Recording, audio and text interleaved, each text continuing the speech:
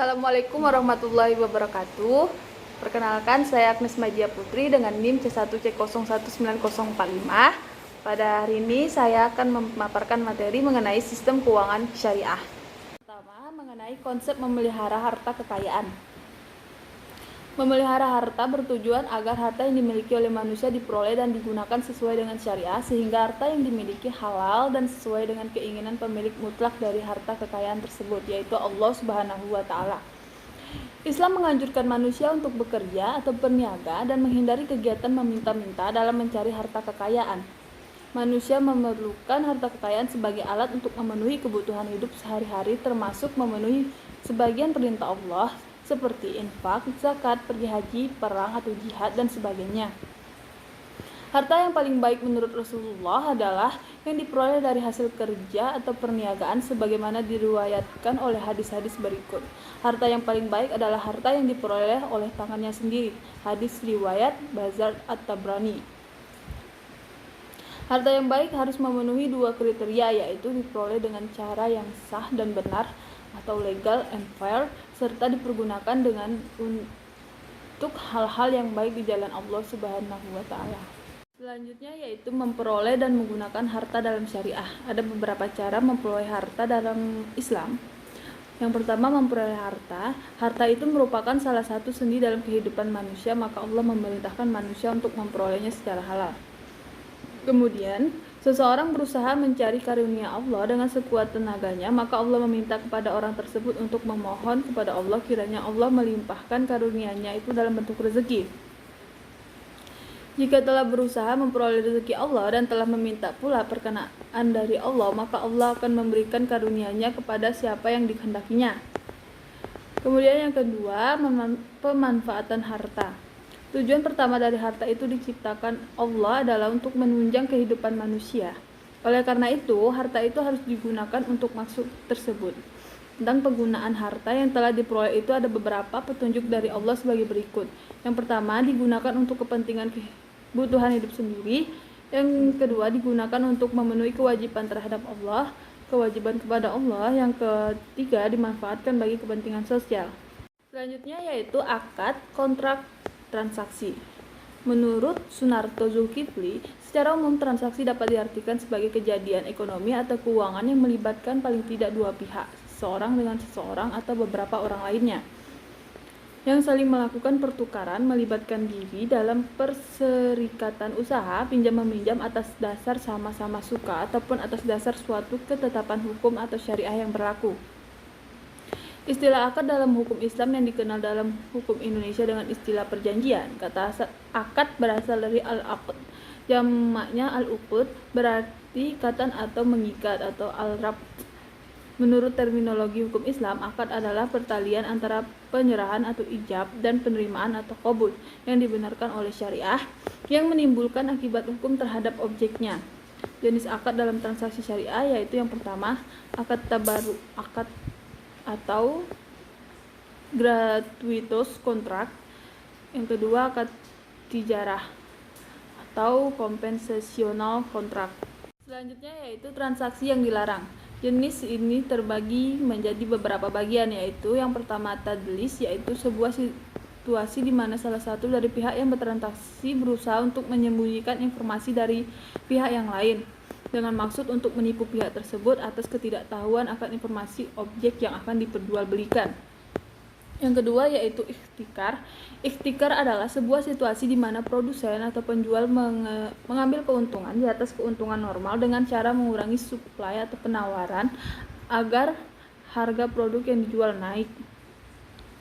Yang ketiga yaitu bai najasyi, adalah sebuah situasi di mana konsumen atau pembeli menciptakan demand atau permintaan palsu seolah-olah ada banyak permintaan terhadap suatu produk sehingga harga jual produk itu akan naik. Yang keempat, tahrir atau qarar adalah apa-apa yang akibatnya tersembunyi dalam pandangan kita dan akibat yang paling mungkin muncul adalah yang paling kita takuti. Yang kelima adalah riba, adalah tambahan yang diisyaratkan dalam transaksi bisnis tanpa adanya pengganti yang dibenarkan syariat atas penambahan tersebut. Yang keenam, maisir. Menurut bahasa, maisir berarti gampang atau mudah. Menurut istilah, maisir berarti memperoleh keuntungan tanpa harus bekerja keras. Kemudian yang ketujuh, talaqil jalab atau talaqi rukban. Yang dimaksud dengan jalab adalah barang yang diimpor dari tempat lain, sedangkan rukban yang dimaksud adalah pedagang dengan menaiki tunggangan. Kemudian yang ke-8, orang desa atau pedalaman. Yang dimaksud ba'i hadir lil ba'at adalah orang kota yang menjadi calon untuk orang pedalaman atau bisa jadi bagi sesama orang yang kota. Kemudian yang 9, risiwa atau suap. Risiwah menurut bahasa berarti pemberian yang diberikan kepada hakim atau lainnya untuk memenangkan perkaranya dengan cara yang tidak dibenarkan atau untuk mendapatkan sesuatu yang sesuai dengan kehendaknya. Selanjutnya yaitu riba dan jenis riba. Riba adalah tambahan yang disyaratkan dalam transaksi bisnis tanpa adanya pengganti yang dibenarkan syariat atas penambahan tersebut. Al-Quran dan Sunnah dengan sahih telah menjelaskan keharaman riba dalam berbagai bentuknya dengan seberapapun banyak ia pungut. Jenis-jenis riba yaitu yang pertama riba nasilah, yang kedua riba fadlal, yang ketiga riba aliyat, dan yang keempat riba qardh. Selanjutnya yaitu prinsip sistem keuangan syariah. Objek transaksi menurut syariah dapat meliputi barang atau jasa, bahkan jasa dapat juga termasuk jasa dari permanfaatan binatang. Pada prinsipnya objek transaksi dapat dibedakan ke dalam. Yang pertama, objek yang sudah pasti yaitu objek yang jelas keberadaannya atau dapat segera diperoleh manfaatnya, lazimnya disebut real asset dan berbentuk barang atau jasa. Kemudian yang kedua, objek yang masih merupakan kewajiban yaitu objek yang timbul akibat suatu transaksi yang tidak tunai, lazimnya disebut financial asset dan dapat berupa uang atau surat berharga. Terdapat 4 prinsip dalam perikatan secara syariah yang perlu diperhatikan yaitu yang pertama, tidak semua akad bersifat mengikat kedua belah pihak atau akad lazim karena ada kontrak yang hanya mengikat satu pihak atau akad jaiz. Yang kedua, dalam melaksanakan akad harus dipertimbangkan tanggung jawab yang berkaitan dengan kepercayaan yang diberikan kepada pihak yang dianggap memenuhi syarat untuk memegang kepercayaan secara penuh dengan pihak yang masih perlu memenuhi kewajiban sebagai penjamin atau damin. Kemudian yang ketiga, larangan mempertukarkan kewajiban atau dain melalui transaksi penjualan sehingga menimbulkan kewajiban baru atau yang disebut al-dain bi al-dain. Yang keempat, akad yang berbeda menurut tingkat kewajiban yang masih bersifat janji atau wa'ad dengan tingkat kewajiban yang serupa berupa sumpah atau ahad. Selanjutnya yaitu jenis instrumen keuangan syariah. Akad investasi yang merupakan jenis akad tijarah dengan bentuk uncertainty contract. Kelompok akad ini adalah sebagai berikut. Yang pertama, mudharabah, yaitu bentuk kerjasama antara dua pihak atau lebih di mana pemilik modal atau sahibul mal mempercayakan sejumlah modal kepada pengelola atau mudarib untuk melakukan kegiatan usaha dengan nisbah bagi hasil atas keuntungan yang diperoleh menurut kesepakatan di muka. Sedangkan apabila terjadi kerugian hanya ditanggung pemilik dana sepanjang tidak ada unsur kesengajaan atau kelalaian oleh mudarib. Selanjutnya yang kedua, musyarakah adalah akad kerjasama yang terjadi antara para pemilik modal atau mitra masyarakat untuk menggabungkan modal dan melakukan usaha secara bersamaan dalam suatu kemitraan dengan nisbah bagi hasil sesuai kesepakatan, sedangkan kerugian ditanggung secara proporsional sesuai dengan kontribusi modal. Yang ketiga yaitu suku atau obligasi syariah, merupakan surat utang yang berprinsip syariah. Yang keempat, saham syariah, produknya harus sesuai syariah. Kemudian yang B, akad jual beli atau sewa menyewa yang merupakan jenis akad tijarah dengan bentuk certainty kontrak. Kelompok akad ini adalah sebagai berikut. Yang pertama, murabahah adalah transaksi penjualan barang dengan menyatakan biaya perolehan dan keuntungan atau margin yang disepakati antara penjual dan pembeli. Harga disepakati antara pembeli dan penjual pada saat transaksi yang tidak boleh berubah. Yang kedua, salam adalah transaksi jual beli di mana barang yang diperjualbelikan belum ada. Barang diserahkan secara tangguh sedangkan pembayarannya dilakukan secara tunai. Yang ketiga adalah istisna, memiliki sistem yang mirip dengan salam.